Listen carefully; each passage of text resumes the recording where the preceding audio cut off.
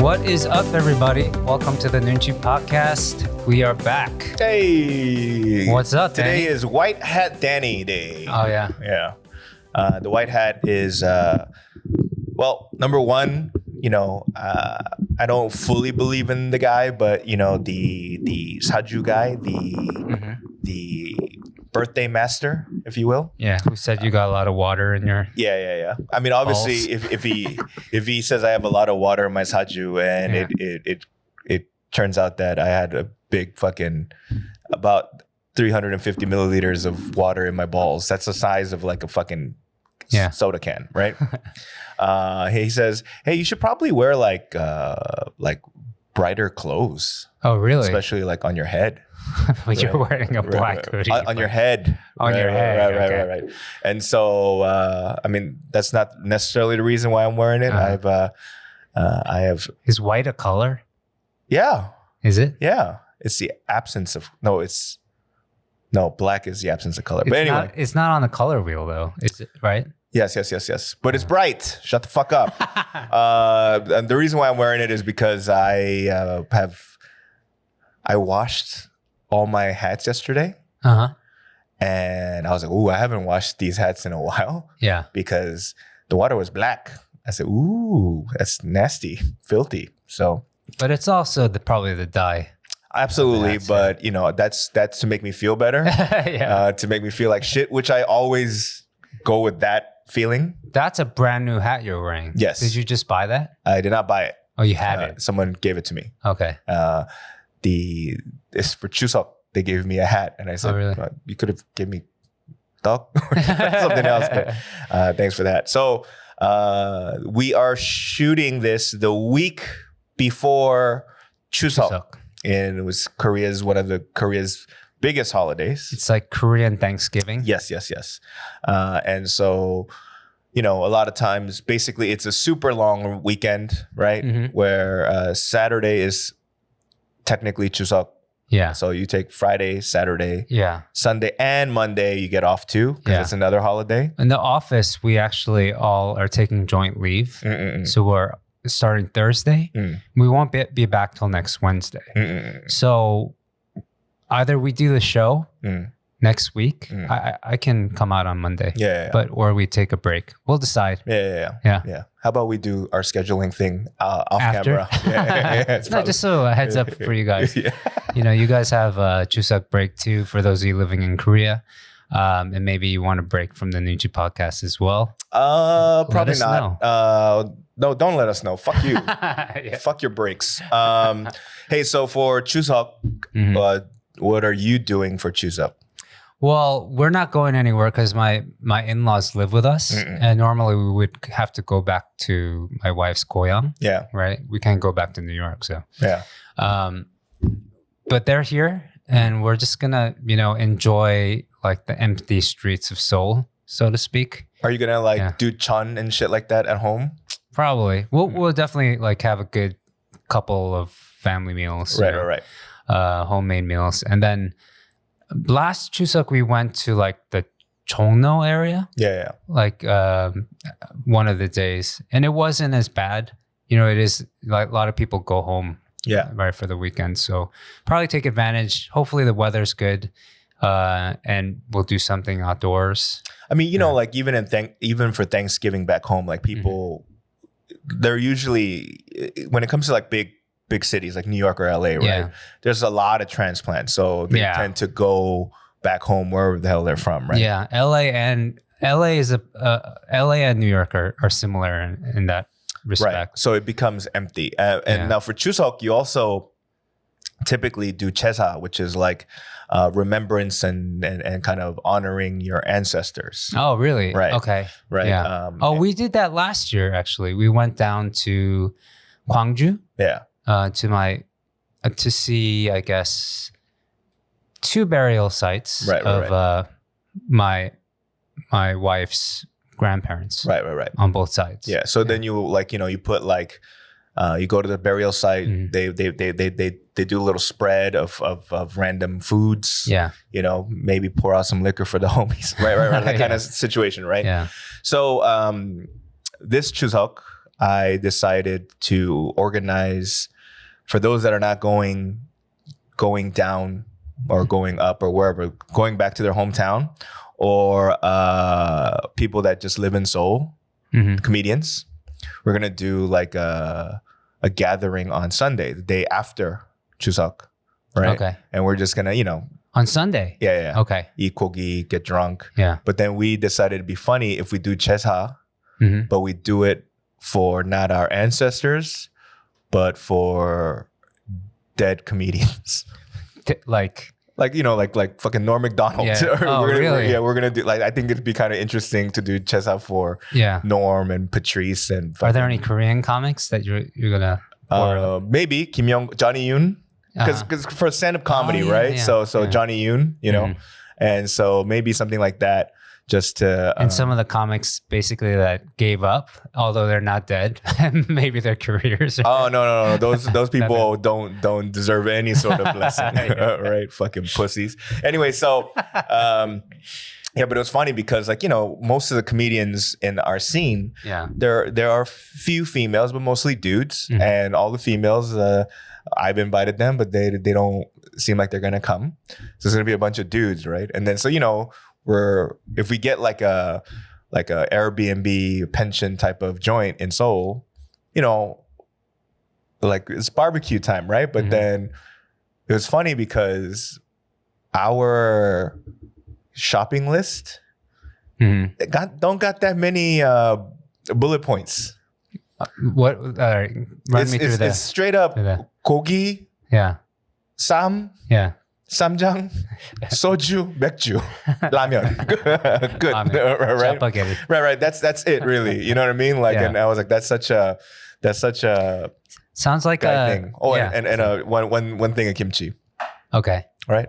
Like homemade kimchi. No, you can just store buy it. Okay. You know what I mean? And so, if there was, I think if there was a female in the bunch, I think there would have been a little bit more, how do you say, variety in terms of what we're going to eat. But I think this is going to be straight up just carnivore. A bunch of sweaty dudes. Just kind of getting it I get it. Yeah. I don't like, I'm not familiar with like the Weight Watchers points, right? But like, I don't know that. But like certain foods, like you're allotted like a certain amount of points a day. Right. Oh yeah. Okay. Right. So it's like, let's say it's like 40 points. It's like counting calories. Right. But but like certain foods have 0 points, so you can eat as much of it as you want. You know what I mean? And like certain rice foods, cakes. And certain foods have a lot of points. So you have to like kind of save it up, whatever. Right. I think it's gonna be a lot of points. Right. You should probably like just take it easy from now till then. On the drinking and red meat and all that. Yeah, I've been going hard. How are your balls? My balls are. I know that you had a rip, right, or a tear, and that you had to get re-glued up or something like that. I didn't even get re-glued up. You didn't. Yeah. So you're kind of exposed. No. So what I did was I would every day bandage it. And it's like a cut, right? Yeah. So at the end of the day, I just kind of kept on bandaging it and applying the Korean version of Neosporin, which is I don't know what the name of it is called, right? Well, by your doctor's recommendation. Okay, so it's okay. It's It's sealed now. Okay. Yeah. So thank God. But right now, Bob, Korea's gonna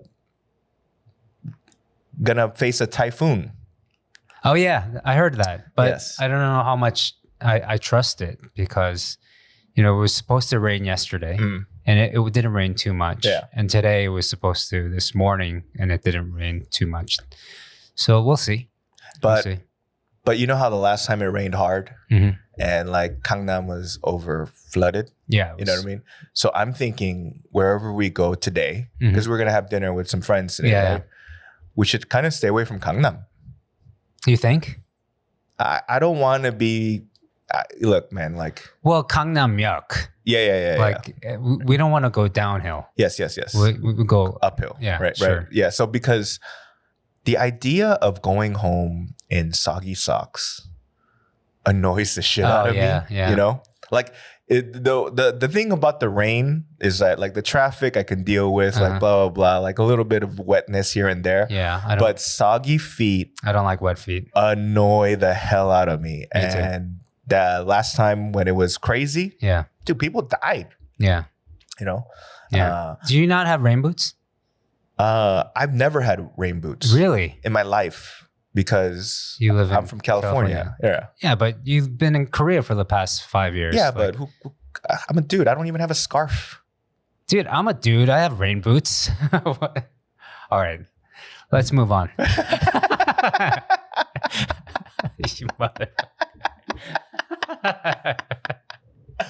Hey, so like, you know, because after that last week when, you know, I've kind of mentally taken it. I don't want to say fully shut down, but like in terms of like, you know, comedy and joke writing, I've just kind of like, I want to take a break. Yeah. So then then you fill your brain with bullshit, right? And one of the bullshit not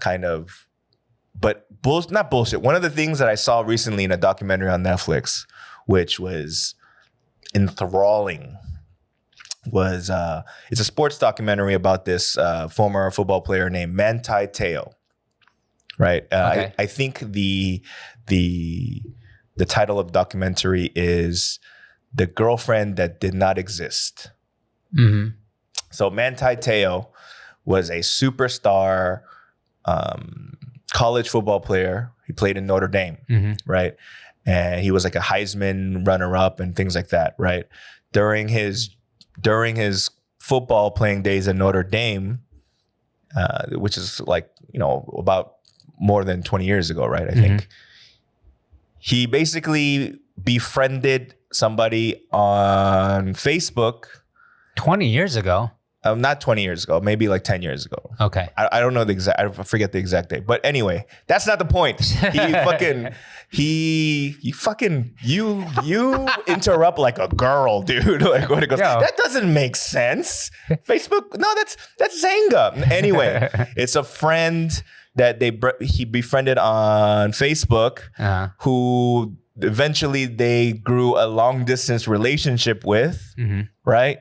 And they basically were boyfriend and girlfriend, but they've never met each other. Okay. Right?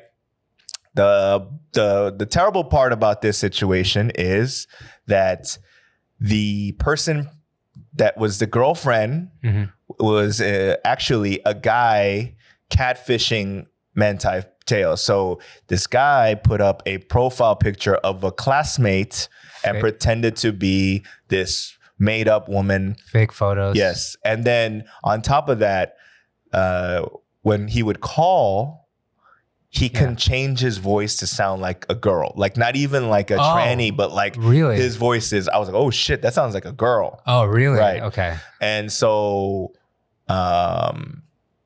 you know, like the feelings were mutual, I guess. You know, they fell in love. And then the catfisher. The catfisher was in love too. Yes. Okay. But he realized that he can't, you know. You can't go any further. Yeah. So like he would do that to a bunch of guys, but then right when they go, hey, let's meet up, he would like cut them off. Oh. But he kept on going with Manti Te'o to a point where like middle of his senior season, he's having some like crazy ass season. Yeah. Right? His grandmother passes away, and then that day he gets that news. The catfisher uses his real voice, acts like the brother of this girl, and says this girl died of leukemia. Oh, to break it off. Yeah. But they used the same day his grandma died. Yeah. Knowing his grandmother died? That I don't know. Just like that I don't know. All right. So, but on the same day, his grandmother and his girlfriend died. Damn. Right. Damn. And so it became a national story where the rest of the season he's playing for his 2 dead loved ones. Oh my gosh. And he is fucking going. He's killing it. He's killing it. Yeah. The day before, like a week or a day before the national championship game, the catfisher calls him saying that he's alive or she's alive. Okay. Yeah. And so he's like, wait, what?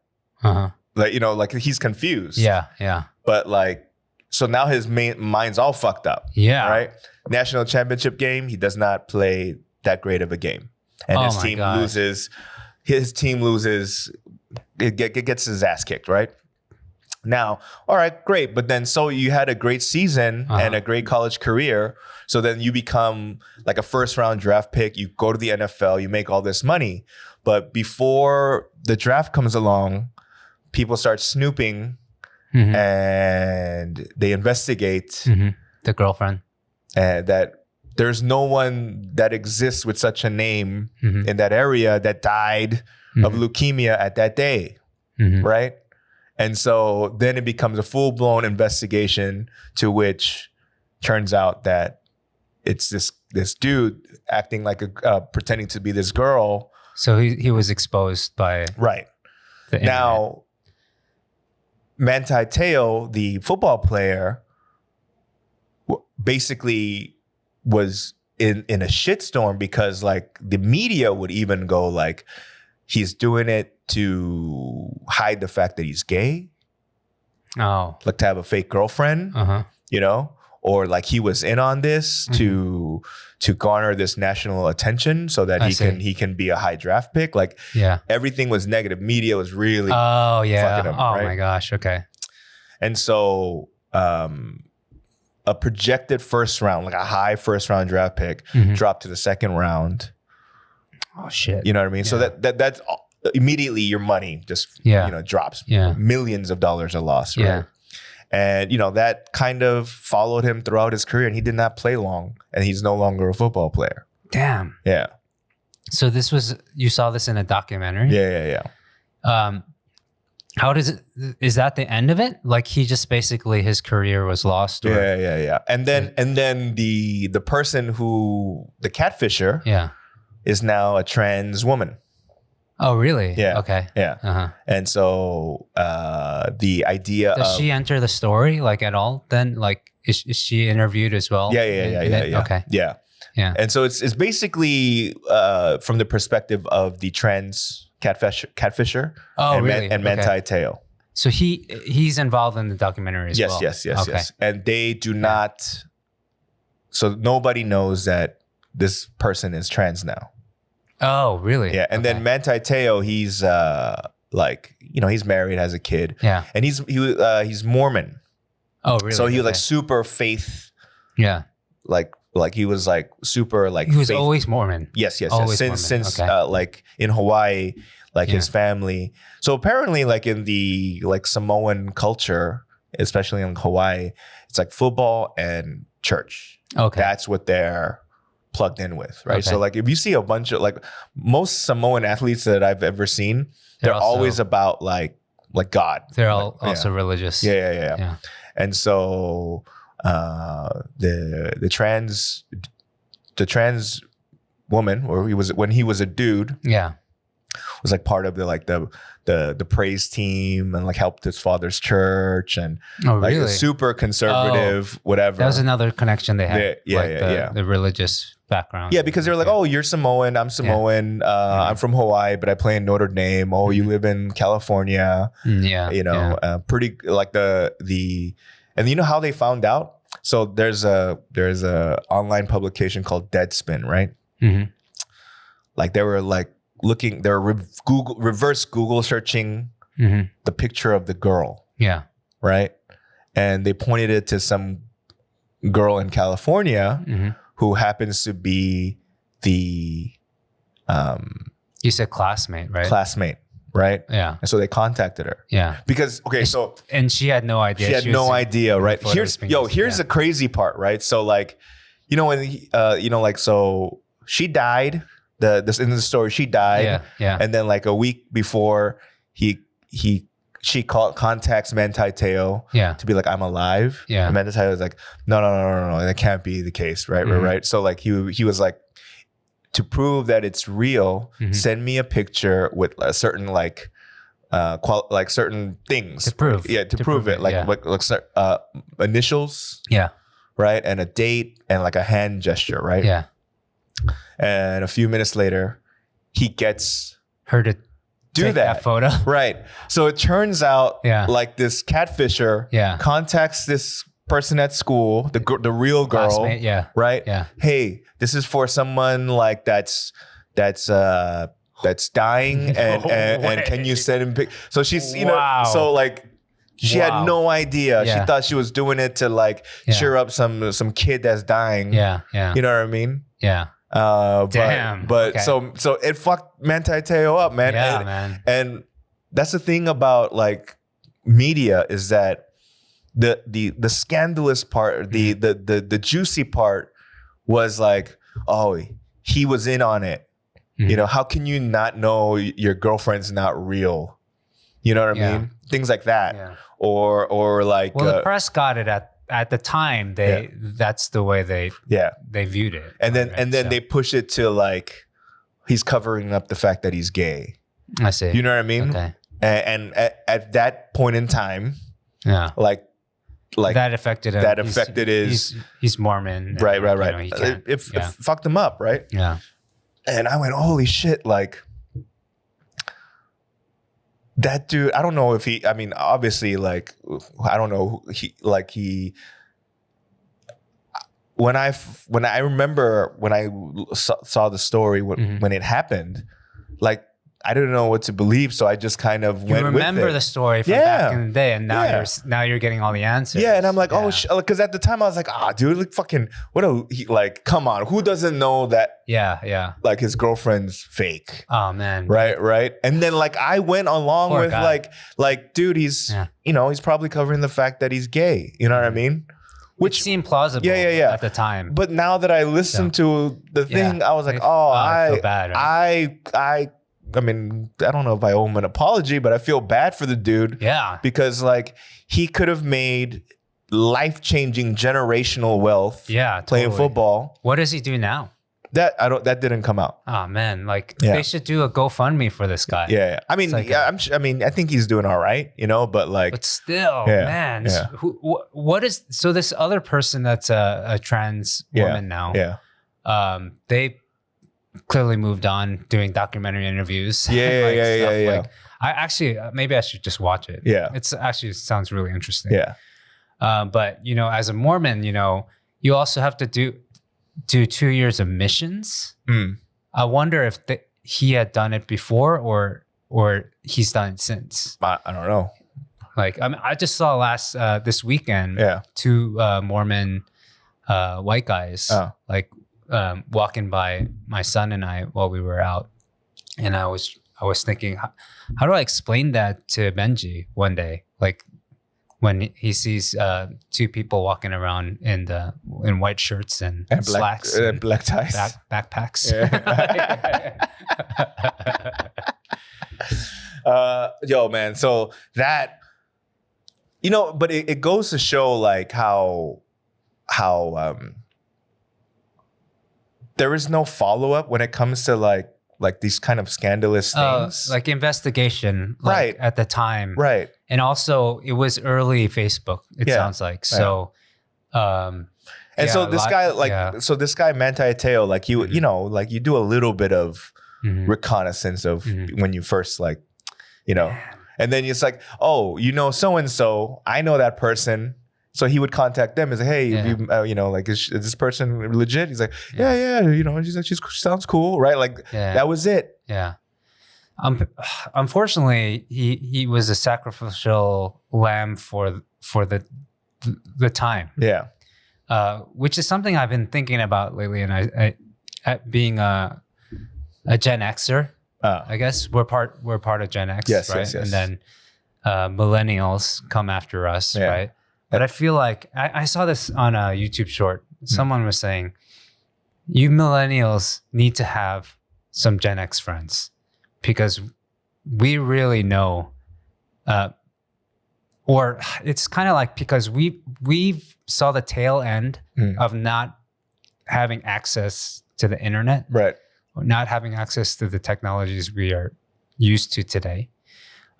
So we can appreciate both worlds because we were there at the beginning of the technological renaissance, I guess, right? So, but we also missed the boat in a lot of ways, right. Like because we couldn't like normalize to it. Like we have a foot in both on both boats, I guess, and so there's benefits to it, but there's also a lot of disadvantages to it.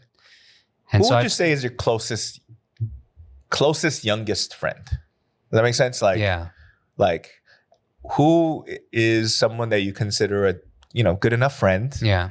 That is smack dab in millennials or even Gen Z. Like late 20s, I would say. Late 20s, early 30s. I have some friends that And do you see some sort of like generational difference? I mean, aside from the fact that you and I have been around before the advent of certain technologies and whatnot. Yeah, I mean, they all had like cell phones and I know, but junior high school. But with that type of having that technology, do you see some sort of like personality or like difference? No, I mean, I still meet people that are millennials that are perfectly fine and good-hearted people. Yeah. Access to information, like is something I think I don't know. A lot of people take it for granted. Yeah. But even that, I'm kind of like numb to now. Like I just know, like I don't spend too much time like pining over, like all these like missing the boat in so many ways. Right. Sometimes it really annoys me because literally I remember when I was in high school or junior high school, when I was young, no internet. I didn't have every game console, like, like I was really bored all the time. I literally looked at the walls of my apartment, like most nights, if I wasn't playing the guitar.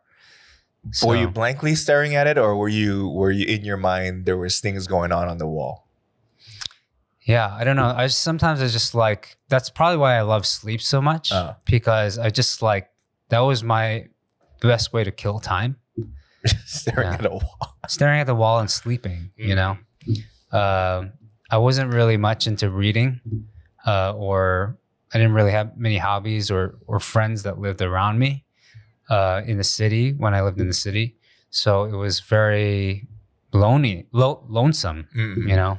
So if I had like the internet and I could watch Netflix and like movies at like the tip of, like just like, I can't imagine what my life would have been like, you know? You think you would have been cooler?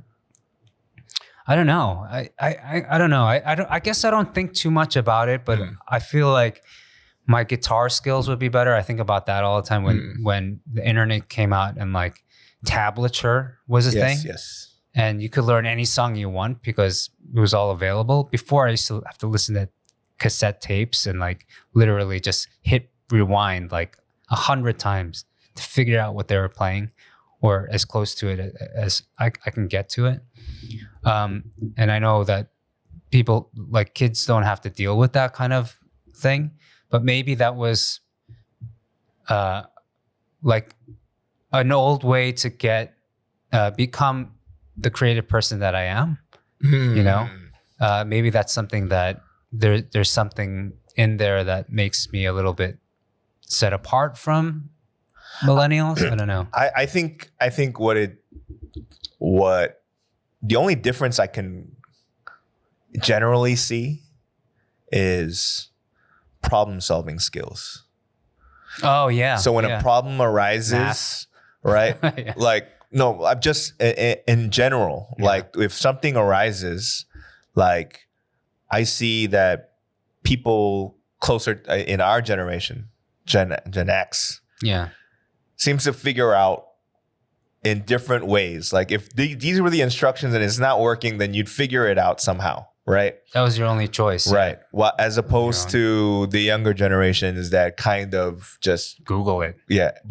Or sometimes just lose their, if it's ungoogleable possibly, right? And then they go, if it's not on Google, then it don't exist type of mentality, right? And I go, that's stupid, right? So that's the type of things that I see. But what I also like, I'm dealing with a bunch of, there's a new part-time worker at the comedy club. This is weak. He is 20 years younger than me. Okay. Right. He was born in 2002. Damn. Right. Yeah. You know, so like he could be the same age. I can be his father. Mm-hmm. You definitely can be his father. Right. Yeah. But then I have barely talked to him. And I think it's because like, you know, it's that the term conde doesn't necessarily mean because you're older. Yeah. Conde means it's because like a know-it-all. Like you're doling out advice. You're the back in my days guy. You're what we're talking about. Like, hey, you guys can problem solve. That's conde shit. Okay. Right. Yeah. Or like, hey, you should like even when not asked, hey, you should do this and this and this and this. Mm-hmm. You know, hey, you should stop this and that because it's bad for you, you know, all conde shit. Yeah. Unless asked, right? Yeah. And a part of me goes, why did they come up with a term so that it's such a negative term? Yeah. That they came up with the term, these young kids are smart because they came up with the term to make advice giving a bad thing. Yeah. You know what I mean? So you can't do that shit no more. You know? It's another line of defense from like having to hear but they drew it to be like, I was like, how did you make this a bad thing? Yeah. You know? Like that's a part that I go, oh, you guys are fucking using words for defense. You know what I mean? Yeah. But to me, I mean, we had condes growing up. Absolutely. Too. We just didn't have a term for it. Yeah, they're called adults. You know? Every fucking adult that I met when I was a kid was a conde, according to this situation, right? Yeah. And I was trying to think, like, you know how like when you watch a movie, and you talk about a movie, and let's say I haven't seen it. Majority of people go, "Oh, I don't no spoilers." Right. Yeah. We are giving spoilers to life. Oh yeah, you know what I mean? This is what's gonna happen, you fucking dumbass. That's what we're doing. Yeah. And they're like, I don't want to hear it. I want to feel it for myself. Because I'm curious, like when adults, when we were younger, doled out advice, were we so like, oh yeah, shut the fuck up, old man? Or was it like to a certain extent, you know, but really what we're talking about is wisdom, right? Yeah. And it's the older you get, that's all you got. Right. You know, like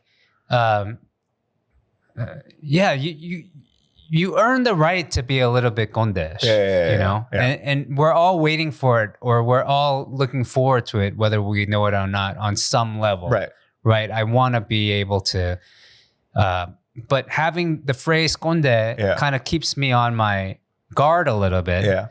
Where maybe I'll just share the really important wisdom, you know, like not everything that like comes off at the top of my head. Because I mean, it's a joke I do, right? But it's kind of like before the word conde, I think everyone that when they were younger, they were like, I can't wait to fucking dole out advice. Yeah. And nobody can say shit. Yeah. You know what I mean? Yeah. And so for years, when adults were doing it to you, you were fucking chamoing. And I was like, I can't wait.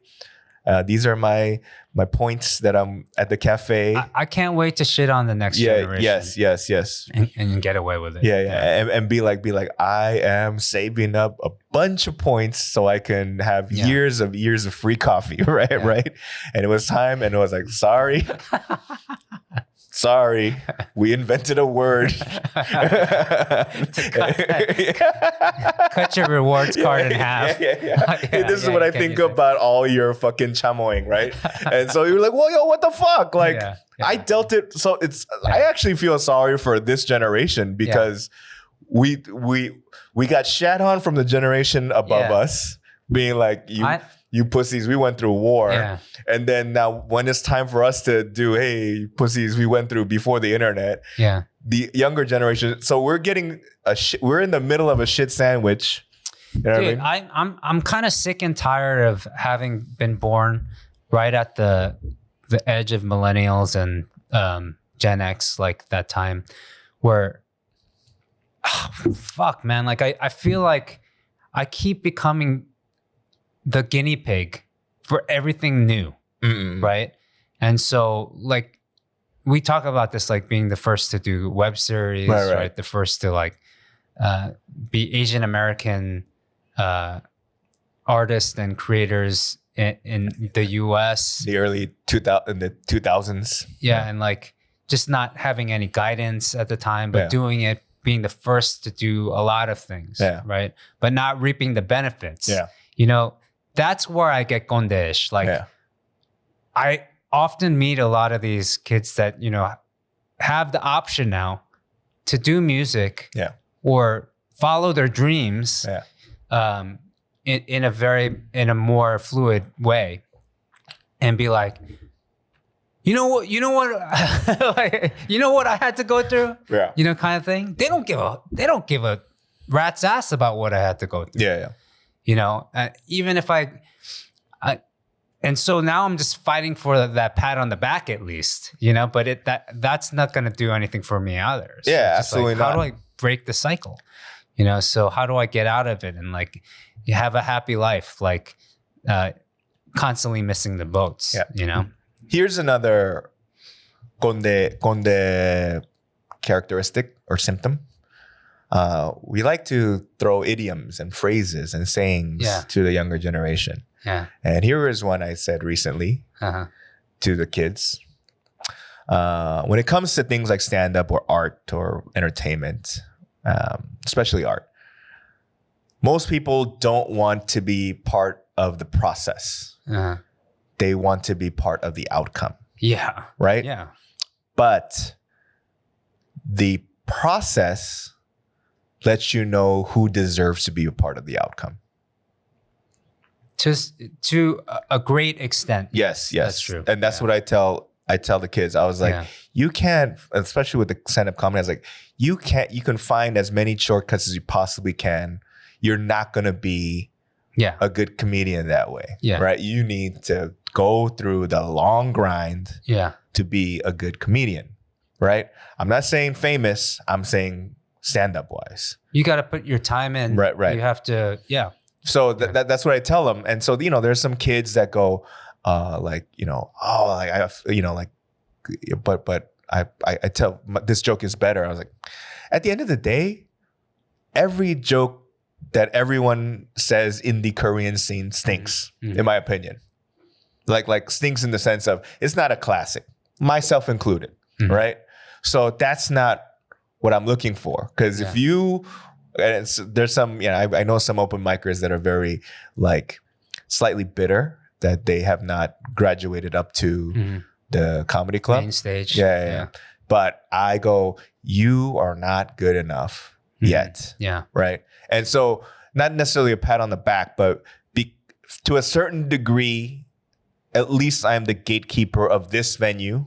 And to a certain degree, the stand-up comedy scene, I am responsible, not just, I'm doing the quality control. And the quality control for me, a big factor of it is the lessons I learned in the early 2000s. Yeah, and the time you put into it. Right. Like So basically, not necessarily a pat on the back, but I'm going, at least for me, I'm the gatekeeper, right? I mean, it kind of applies to me too. Like I never got huge in music, right? You don't say. Yeah. So, but every now and then I have opportunities to open up for bands and artists that actually haven't been in it as long as I have. But I'm opening for them. I'll take whatever I can. Yeah.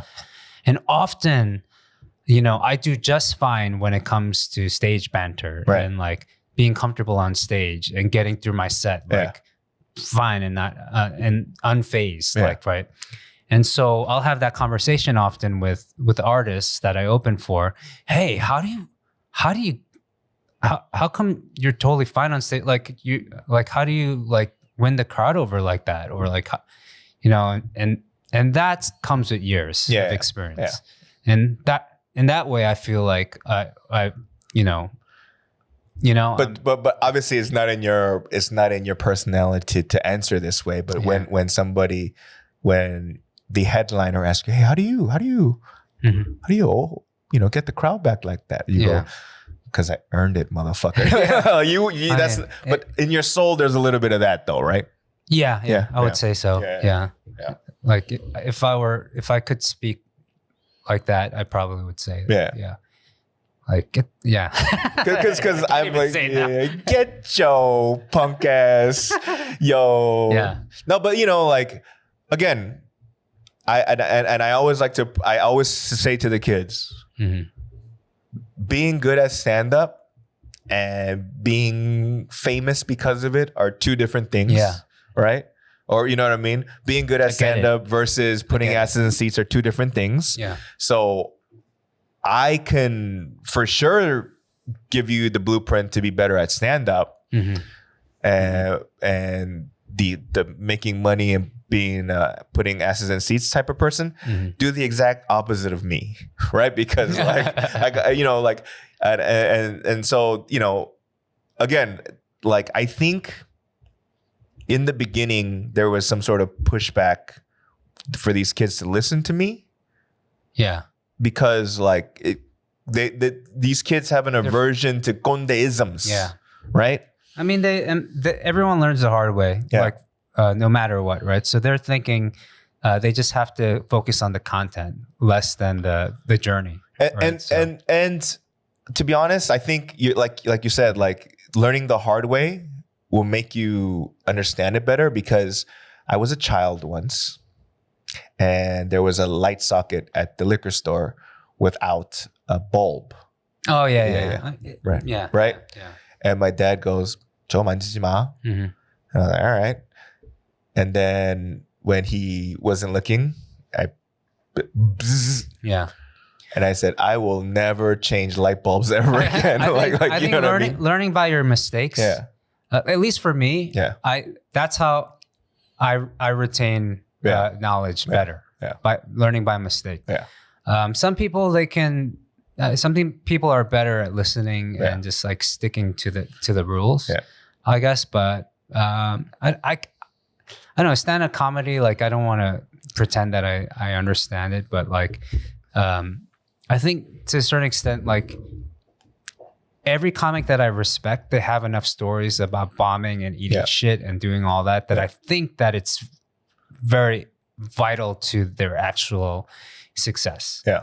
Right. So, and I mean, like that, those are the stories that, it makes it evident that though, and it's entertaining as well to look back and talk about all the shit times that I've been through too.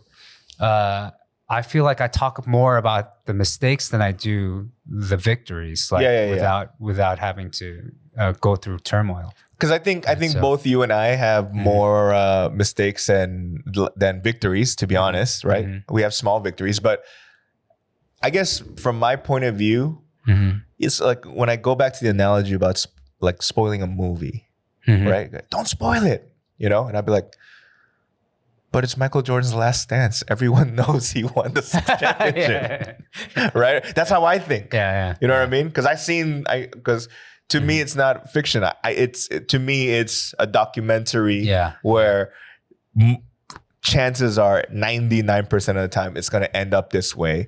So I'm like, hey guys, like Michael Jordan wins the 6th championship. No! And then Phil Jackson and they all retire. Oh, right? Like, I'm like, that's how I feel about me being a conde. Yeah, but they think about me spoiling fucking Top Gun, Maverick. You know what I mean? This conversation is starting to make me mad. Yeah. So the next millennial I see, I'm gonna slap him. I'm gonna slap that mother.